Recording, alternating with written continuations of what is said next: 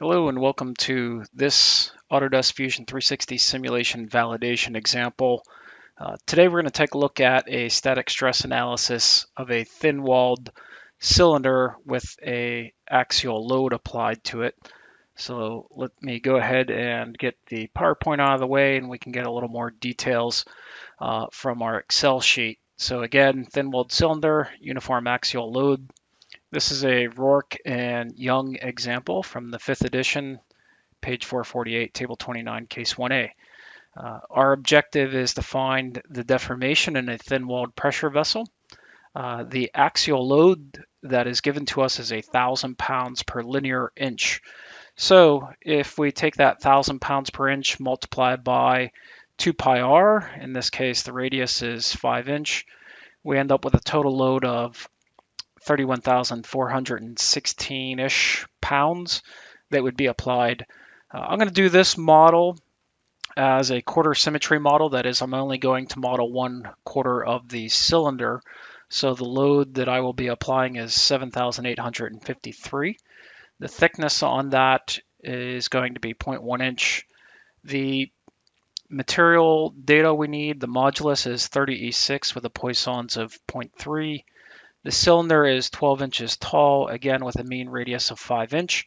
And the theoretical solutions, the hand calcs would tell us that the axial deflection should be 0.004 inches and the axial stress would be 10,000 psi. So let's go ahead and get into Fusion and we'll set it up and then we can plug our values in that we get for the deflection and stress and see how far off we are from theory. So moving into the Fusion environment, let's just do some inspection of the model. I'm going to select the inner radius here. And when I select that inner radius, you can see that it's 4.95 inches. And if I select the edge, that is the outer radius, there we have a radius of 5.05. So right in the middle there, my mean radius is 5 inches. And then the thickness, subtracting the inner radius from the outer radius, gives us that 0.1 inch thickness. And then if I go ahead and select an edge just to check our height, we can see that the length is 12 inch. So let me go ahead and switch to a top view. Again, you can see that I modeled 1/4 of this, or a 90-degree section. So that's all good and well. We'll apply our symmetry boundary conditions to those edge faces just to take care of that. So let's switch into the simulation environment in Fusion 360. Again, as I go in, I need to select what type of analysis I'm going to perform. In this case, a static stress analysis, and I'll say create study. Now we can work in a left to right progression or access things in the menu tree or the browser. I tend to do some of both. First of all is the study. We're already defined as a static stress. I don't need to duplicate my study or anything like that. Simplify. I don't need to simplify this geometry at all. It's already pretty simple. The materials, I am going to assign a material to it. Just like the last verification or validation model I did, validation 1, I've gone ahead and already set up the material properties and put them into my own library, which I've named the Fusion validation library. And from there, when I go to the drop down menu, you can see there's the material from the first validation. And then with this one, I called it V2 for the name of my material. And I also put in a little bit of a reminder to myself about what those properties are that I modified. If I click on properties to expand that, you can see that I started with a steel material, copied a existing steel material in the Fusion library, and I just edited the Young's modulus and Poisson's ratio so that it has the values that we need for this example. And we'll say OK to that. So now if I expand the study materials in the browser, you can see there's the material that's been assigned to it with the 30E6 and 0.3 values. Continuing across the top here are constraints. I'm going to select the bottom face of this geometry, and we are just going to constrain it in the axial direction, which is the y direction, referencing my mini axis up here. So let me uncheck UX and UZ, and I just need to select that face. There we go. And we'll say OK. Now, this face here is one of my symmetry faces, and again, referencing the mini-axis, the vector that's perpendicular to it is the z, so I know that I want to constrain that face in the z direction. So I'm going to get rid of ux, uy, and apply z. We'll say OK to that. And then if I rotate the model around a little bit more, you can see there's the other face that is one of my symmetry faces, and we're going to make that UX constrained. Okay, so the symmetry, I used this in the last validation example, right?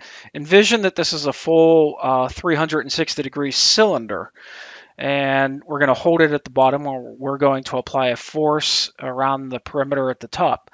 So it's a fully symmetric model. That is to say, what happens in this 90-degree section as far as its displacements and stresses would be the same that happens in the next 90 and the next 90 and so on. So the conditions for symmetry are that when you have a material that's symmetric, when you have boundary conditions that are symmetric, and your loading is symmetric, then you can take advantage of symmetry and just model half of that geometry or a quarter of that geometry, presuming that the geometry is symmetric about those planes where you have sliced your model.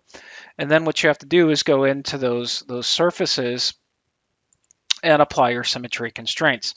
And the symmetry constraint on that surface is constraining the translation in whatever vector is perpendicular. So over here, the x-axis is perpendicular, so I applied my x constraint, and on this face here, my z-axis is perpendicular, so I constrained uz.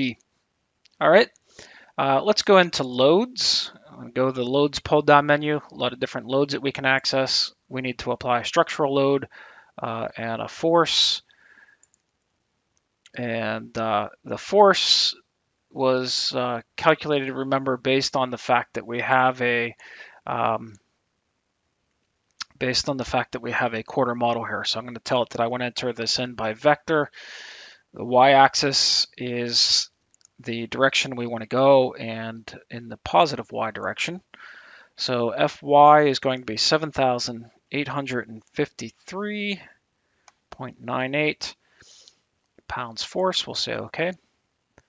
All right, so pretty simple model. Again, 5-inch mean radius, 0.1 on the thickness, 12 inches tall. Modulus is 36.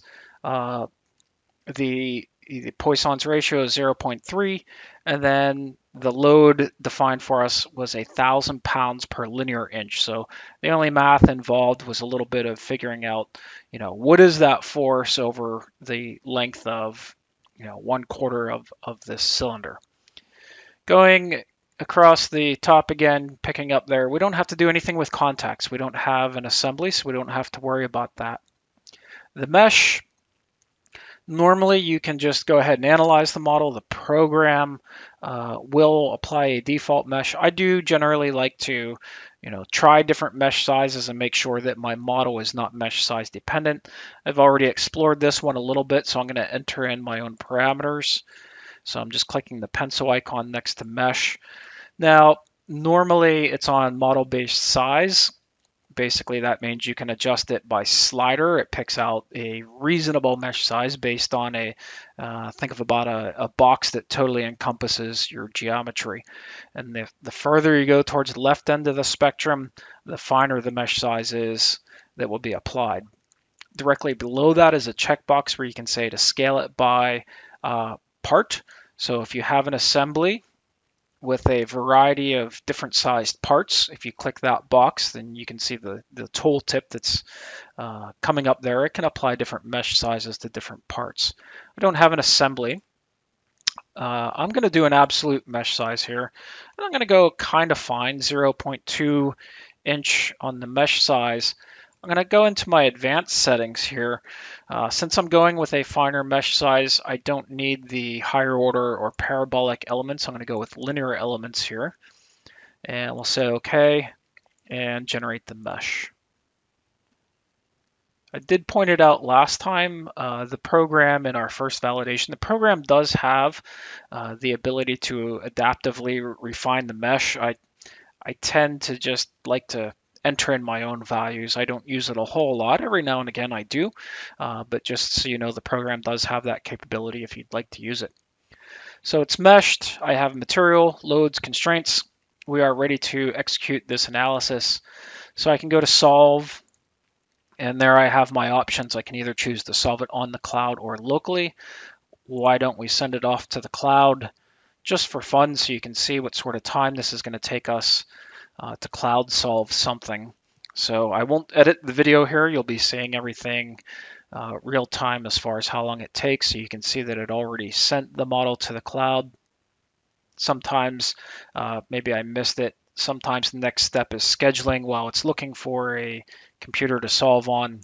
And now it's actually in the solving stage, and then it receives the data back and it's complete. So there you go. That's how long it took to send it to the cloud, solve, and come back. When we come into the results environment, it's going to show me the safety factor. I'm not worried about safety factor with this model, so I'm going to close that. And let's go back to our spreadsheet. The first thing that we have to take a look at is the deflection, and our theoretical deflection was 0.004 inches, right? I think that it's always a good idea to take a look at deflections first or displacement first. I've told people for years that, it's a quick way to look at the results of your model. If you expect a small displacement under load, if this is a real world model, you kind of have an idea. If I were doing, my own geometry, I apply a certain amount of load, I expect it to withstand that load. If I see some astronomically large displacements, then I know I've got something set up wrong, right? At that point, I have to go check out what is my material properties, what's the magnitude of my load, did I not constrain it well enough? So displacements are a good quick check on your model. And there we can see that we got 0.004 inches of displacement. So my percent difference from the theory is 0. So we're spot on there. And then the next thing we're going to take a look at is our stress. So from the pull down menu, I'm going to change from displacement to stress. And the von Mises is there. Now, you see a little bit of variation in the model, right? It does follow the mesh a little bit here, just in how it chose to mesh the model. But if you look at the range of stresses, it's from 9,976 to 10,021.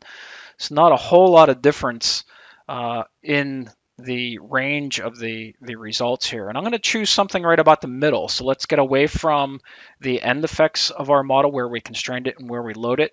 And I'm also going to get away from anything that's mesh related. So we'll probe it or inspect it somewhere right about the center of the geometry. It's a 12-inch tall model. So let's take a look at it around 6 inches in elevation. Somewhere right about there, 6.05, 6.06, and I get a result of 9,999 psi. So if I plug that into our spreadsheet, 9,999, hit enter, our percent difference is about 0.01%. So very good agreement with this model. Hopefully that